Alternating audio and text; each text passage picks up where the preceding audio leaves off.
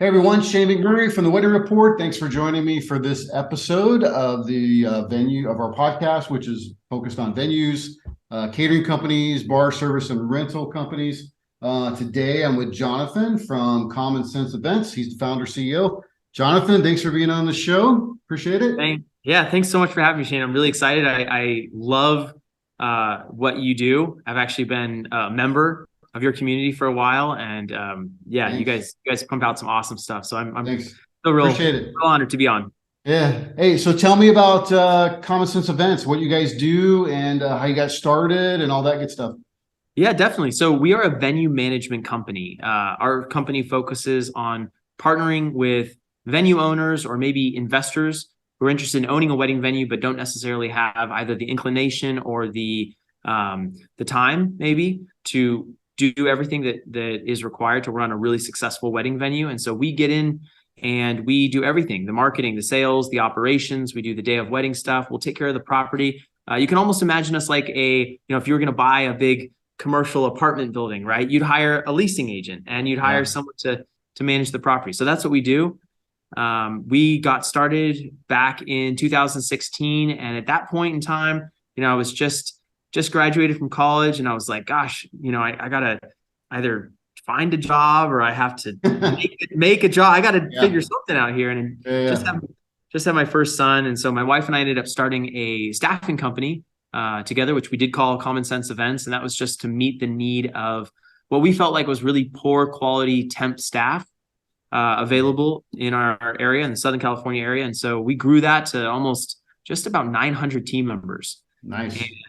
And that was, it was wild because it just started with, she comes from a family of 8. I come from a family of 4. And it was like, we've got 12 staff members right there. Yeah, no doubt.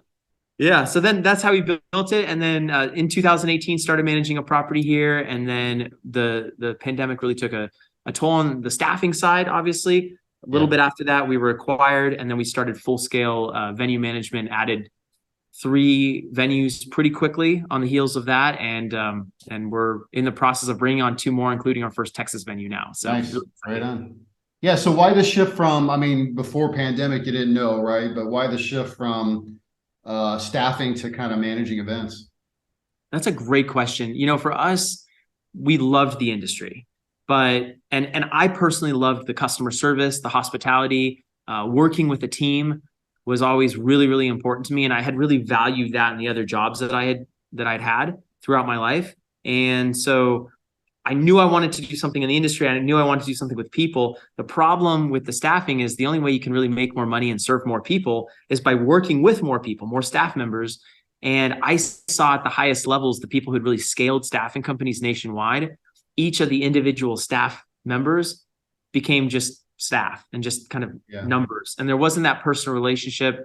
And it didn't feel as much like a family. And I feel like we did a really good job. We have great reviews that are, still in existence online about the staffing work that we did. And our team really cared. And I got to work with each one of the team members and go out to the events. And so I just felt like for us to continue scaling that, for us to go to the, 860 or 870 where we were at right when we were done, that was the highest number of team members that we had. Taking it to needing to go to 3,000, 4,000, 5,000 and even beyond, I would lose that personal touch. And so for us, that was a big catalyst. And then when COVID came, we were like, we either need to double down and blow this thing up and go harder than we did pre-COVID, or we need to pivot and we need to go into something that is a little bit where we get to have a little bit deeper, more meaningful relationships, not only with our staff, but then with our clients. And so venues really suited that very well. And then we also knew the venue space because we worked at so many venues all throughout Southern California. So it kind of was a natural shift. Yeah. So you get to see what's happening at the venues and then kind of build relationships with the owners and then figure out which ones to be a part of, right? Exactly. Yeah. So are all the ones you guys have now in Southern California? Everything's in Southern California. Okay. Yes. And then you're doing one in Texas, 2 or 1? We're doing one in the Houston area. We're, going through the process of getting them onboarded right now. And then we've got another one hopefully coming online. So that would be a 5th here in Southern California that are coming up here in the next month. So. All right. So how do you How do you decide you want to work like let's say a venue approaches you, right? And they go, hey, look, we need someone to help us manage this space. How do you decide to work with them? What does the process look like for them and for you guys? Totally. Shane, that's a great question. And it's interesting that you're asking that because we're just really trying to refine and standardize that right now. I was actually just this morning out with a property owner who was interested in us managing their venue. Nice. And there's a sweet spot for us. And it really comes down to how we feel like we can serve the venue. And I want to be able, I realize that it's an investment to work with our company. And I know that for the right client, we can make a huge difference and make them a lot of passive revenue. But, if it's the wrong client, then it'll feel expensive. It'll feel tough. It'll feel, there'll be that friction. So for us, it comes down to a couple things. I want to make sure that the venue can at least do $500,000 in sales or over 50 events a year. Yep. I want to make sure that they're correctly permitted, or they have the ability to be correctly permitted, and we can help them with that process. I like working with people who understand business. And so, some of the best people that we work with are people who own businesses in different areas or are professionals in different areas. And so they understand business, they understand kind of how things go, accounting and some basic business principles. Yeah. And so that helps a lot. I mean, it's not a prerequisite for working with us, certainly, but just kind of something that goes into my process of evaluation. I like to see a property that if it's a property that has never been used for events before, I like to see that it has kind of some defined spaces that we can use for ceremony, reception, cocktail hour. I like to see that pretty clearly broken out. And then I also am evaluating if it's a brand new property that the space is not exactly like every other space that is in, a 20 or 30 mile radius. And where we're at right now, I mean, we manage venues. The closest venue to each other right now is about 20 miles away. Okay. So they're in the same market, certainly, but they're radically different properties. And so I feel like we serve different clientele, even though we end up sometimes talking to similar leads, a different client, a different couple is getting married at one property versus getting married at the other. Yeah. Gotcha. And then, yeah, I guess for the existing properties, I just like to see that they have a good reputation, or they have a reputation that I know that I can fix through some operational, changes. And then again, I'm looking for, do we have the capability to give a return on the investment? There's a revenue share piece of what we do. And so someone's investing and they're going to be trusting us to run their venue and support their brand and run their brand. Cause we don't like, take over their brand at all. We're the kind of behind the scenes people that support their brand. So I want to know that we can, help them. We can deliver at least a couple of $100,000 extra in revenue. So I'm looking for kind of that gap. If I feel like they're at $400,000 or $500,000 of gross revenue for the year, and I feel like I can take them to 7 or 8, those are the ideal scenarios, because then for the owner, it's a huge return on investment for working with us. They also don't have to do any of the work, and we're able to really kind of level them up as far as the money that they're making. Cool. So you guys come in and pretty much take care of all the management of the property and the events, right? Is that that we're getting at? Everything. So if I'm an owner of an event, right? I'm like, hey, I've got an event. I'm doing like, I don't know, I'm doing 500K right now a year. I'm tired. I'm ready to kind of like step back a little bit because I've just beat myself for the past 10 years. Jonathan, can you come in and help me? Right? Like that's probably the ideal scenario, right? Yeah, absolutely. Either that, or if, let's say, Shane, you're doing what you're doing here, and gosh, you save up some money, you invest in a property, but you're still full time. You're doing the podcast, you're doing, the wedding report, you're doing all these other things, and you're like, I can't. I'm not going to go out there and sell weddings. I'm not going to go and be there on a Saturday night at 10 p.m. closing things down. So that's when you would work with our team, and we take care of all that. We'll generate the leads, we'll process the leads, we'll run your ads, we'll do all of your market research. We'll do everything that it takes to get a lead in the door, get that lead booked, nurture that relationship up until the date of their wedding, help them have a really successful wedding, and then turn them into a repeat client. Not a repeat client, but a repeat, referral, so that they're raving, hey, we just had the best time at, Yeah. Oh, whatever. and everybody that comes, right, is also raving and going, "Hey, I had a great time, right? Let's go. Yeah. I want to get married there, or I want to have my anniversary there. I want to have our birthday party, whatever, right? Kind of thing." Yeah, exactly. Exactly. And that's kind of how we think about making it a repeat client in an industry that you don't really have repeat Yeah, yeah. clients. Typically, you don't, right? I mean, Yeah. you do. You almost have. I mean, I know the industry kind of thinks of it generally, right, as one in and one out, but the reality is all the people that you're touching, and even in one event, and even that customer in one event, there's a possibility that there may be some lifetime events that take place, and you might get them as a customer for other things, right? It- So you can't not count that in, right? yeah, absolutely. And then you got to think of the bridal party. A lot of times the bridal party has people that are engaged, they're dating, Yep. they're evaluating, and so even if it's not, there's these ideas and there's expectations being formed even from the bridal party who may be getting married in a year, 6 months, 2 years, whatever it happens to be. Yeah. Yeah. Well, also too, I mean, if you look at data enough, like I do, you realize too that like there's a bump in engagements that take place during the core wedding months out of the year. And I think a lot of it has to do with the fact that, people are going and they're at a wedding, and they, the emotions overcome you, it's all about love, and, hey, then they propose, and next thing you know, they're getting married. So you never know, right? Yeah, it's so true. So true. So you're saying that if I'm an investor in a property and I don't necessarily run one, but I know I have a property I think I want to invest in, you guys can come in and help me manage that if I want to be like a silent investor in this property and just let someone else manage it, right? Absolutely. And we've had two of our clients right now are in both of those situations that you just mentioned. So someone who's been around, they operated the venue for about 7 years prior to our involvement. And then we came on board and completely, changed their wedding department and really revamped things. And, we run it, and they're passive now. And then we also have someone who is a doctor.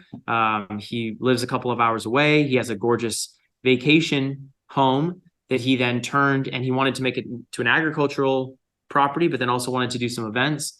Nice. And so, I see him maybe, gosh, once every other month through Zoom. And last 12 months, we did over $1 million of Wow. gross Good for revenue you. for him. So, and honestly, it's not, I mean, we've got a great team. It's not, I'm not out there selling, I have sold there before, but Sure. I'm, it's cool because we're able to serve the couples. We're able to create a great winning scenario for our client, who's the doctor. And then he focuses on treating child allergies, which is kind of his like specialty and focus. Awesome. Yeah. So speaking of team, let's talk a little bit about staffing. Staffing has been one of the struggles, I think, since COVID hit, right? So, especially the hospitality industry, right? A lot of things shut down. And then as things came back to life, we have people leaving this industry pretty significantly and wanting to do other things. And so staffing has definitely been one of those challenges, hiring people, getting the right staff, building the right team. Let's talk about that. Tell me what you guys are doing, some things that you find that are problem areas. How do you fix those, and what might another person do? Yeah, absolutely. Staff and just your team is something that I think about a lot, and I think I've messed up quite a bit, to be honest. I've had a problem. I think I really had a problem starting out being too much of a nice guy. I tend to skew a little bit more towards that direction, and it's always because I had bosses who really poured into me. When I was coming up, who really poured into me, and they were really crucial and important parts of kind of me developing as an employee when I was at different jobs. And so I wanted to be that person. And for me personally, my journey was just kind of missing that other side of creating an environment based on accountability, Yeah. based on candorous conversations, those honest, sometimes tough conversations to have. Yeah. And so one of the things that's really been cool for us is in the last couple of years, really refining that. And now that we have deeper relationships with each one of our employees, able to do that in a different way than we did with staffing before, when it was just like, hey, can you show up for shifts, work a 6-hour shift, and then that individual may not work again for a month. You Yeah. see them again, sure, but you don't have that ability to compound the training, compound the conversation that you were having. So yeah, I mean, kind of taking it back to what we do, we've got just over 60 employees right now who are working across the different properties. We manage tasting rooms and wedding venues because sometimes there's a winery component for some of the properties that we have. So we tasting rooms. So there's anywhere from bartenders, setup staff, venue managers, sales managers, marketing people, more of executive level people, director of operations, things like that. And one of the things that we have seen huge success with in finding high quality people is when we go to look for somebody, we are looking for characteristics and experience, certainly, skills, but we're looking for emotional intelligence. And we try to call on that by in the way that we write a job, like a job letter, like, hey, this is the job details, instead of just going straight to the bullet points of what it is, like, this is what you do, and this is how long, you'll be working, and this is the comp plan, and like all of that. Instead of doing that, we try to create a picture and try to call out to what the person is going to care about as far as them being inside our organization. So what it looks like for them, the difference that they get to make, why it's awesome, right? The type of person who would really thrive in this role. And our idea behind this is, if we're describing all of these things, and there's maybe some more soft language instead of some of the hard skills and hard things we're looking for.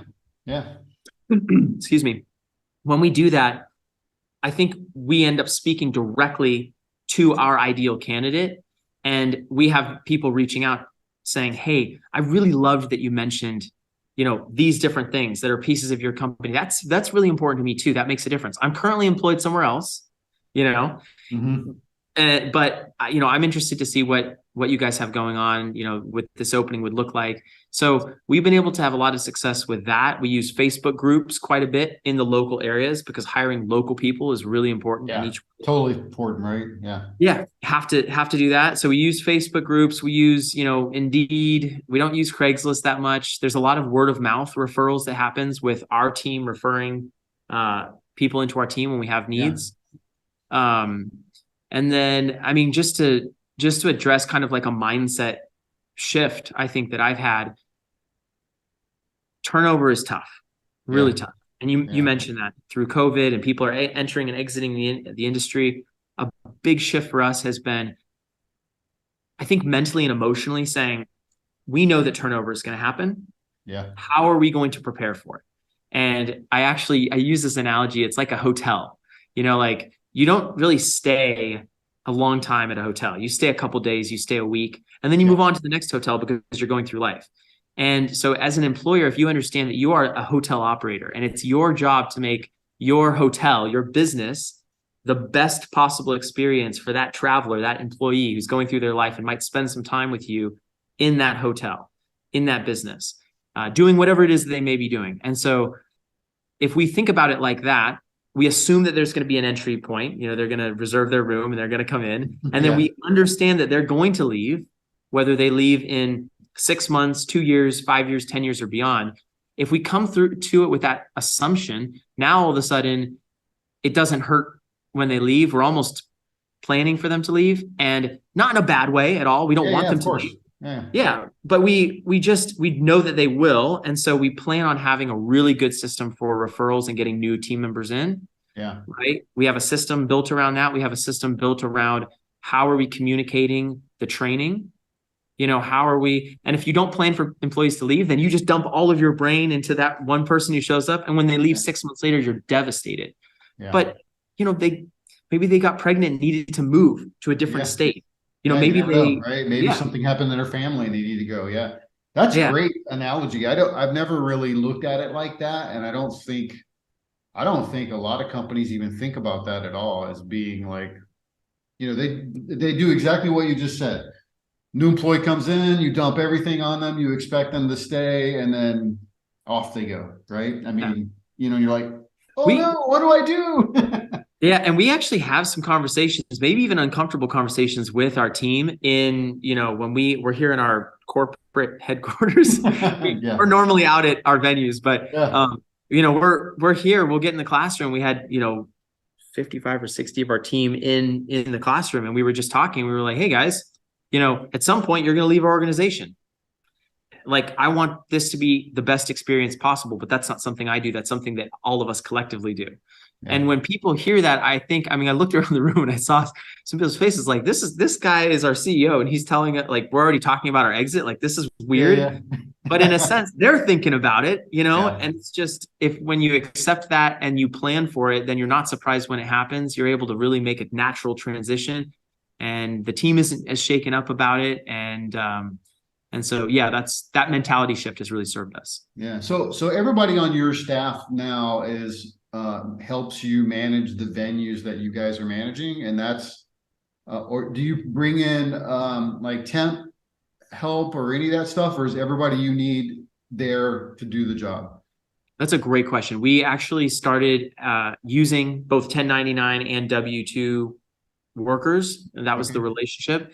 And then because specifically, we're located here in Southern California, California is pretty restrictive and pretty favorable towards the employee in Yeah. case there's any issue. And so I really wanted to, and then there's also everything that's happened with AB5 and some different rulings around how to classify employees. And so Yes. I wanted to just stay out of that.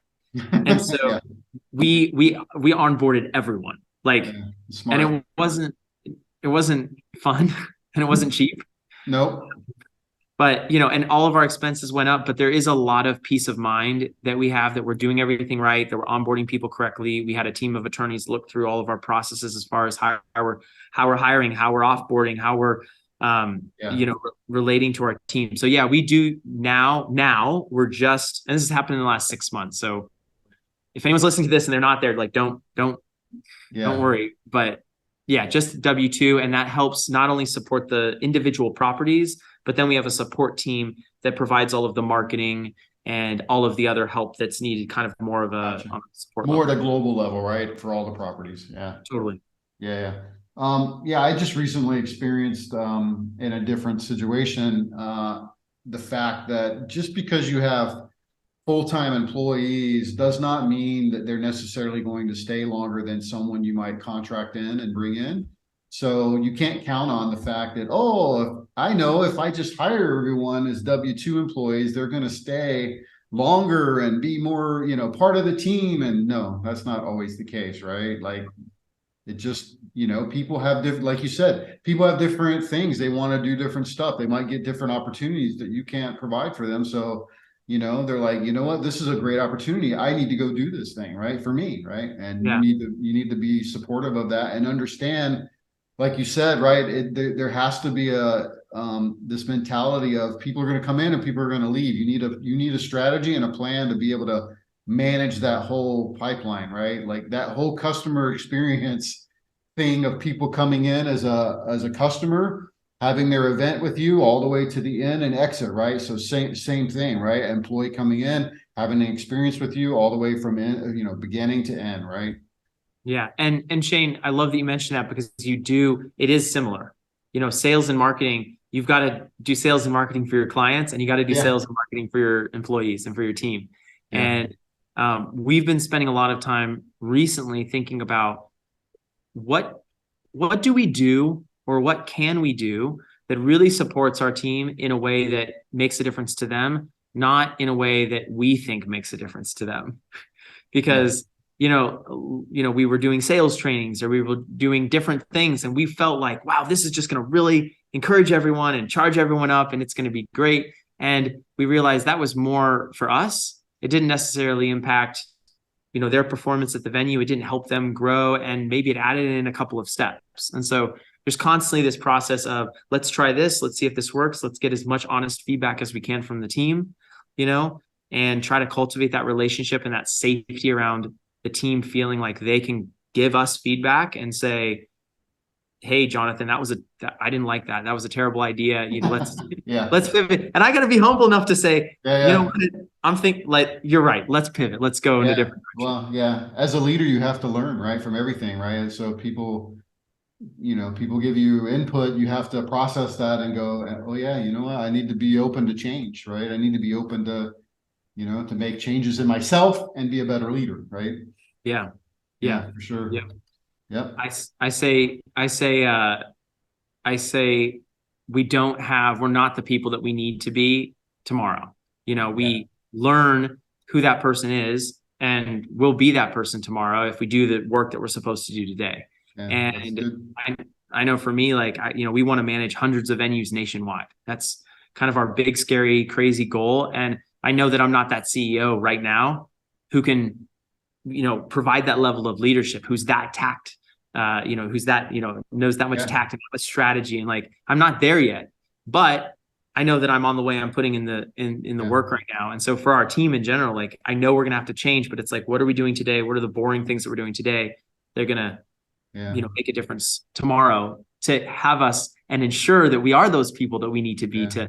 to accomplish those things. It's funny you mentioned boring work. A lot of people don't want to do the boring work to get to the success, right? You have to do the boring work. You have to do the grind. You have to do the hard work to get to where you want to go. There's no easy road in general. So well said. So well said. Yeah. Hey, last question for you, Jonathan. So if you had to go back 3 to 5 years ago, what would you tell yourself? Boy, that's a big question. For me personally, there was a lot of fear around going too fast. And I think that I didn't want to take on too many opportunities. Like, in one sense, part of my brain and how I'm wired is like, go, go, go, say yes to all the opportunities, but then there is a part of me that wanted to be very cautious. I didn't want to get sued. I didn't want to overpromise and underdeliver. I didn't want to do all these different things. And so I think for a lot of business owners, there is a lot of fear. And I know for me, I think I had so much fear, and there was a lot of like, oh, this is going to hurt. This is going to suck. This is not going to be good. And so I went slower than maybe I should have gone, should have trusted my gut a little bit more. Mhm. But I think if I could go back and tell myself what I know now, well, first I would tell myself to develop better relationships with more venue owners. So if you're listening to this right now and you are a vendor at all, develop relationships with your venues. But I would really say that most things, probably 90% of things that we're worried about don't matter, and the faster that you can work on things and the faster that you can work through things, the easier it is for you to be able to tell which themes are going to last longer, which things you really need to focus on, which relationships really, really matter. Because in the moment, it might be like, this is, this relationship with this employee or this client or whatever. And we're so micro focused. But if we are able to go fast and we're able to realize that, like, in the micro, these micro pieces of time or experiences don't matter as much, but when they add up, they do. And just being not emotionally beating yourself up as much in the journey, that would definitely be something that I would give myself as a bit of information for the journey ahead. Awesome. Good advice for sure. Cool. Jonathan, thanks for being on the show. Really appreciate it. Talk to you later. Cool. Thank you so much, Shane. I appreciate it. You bet.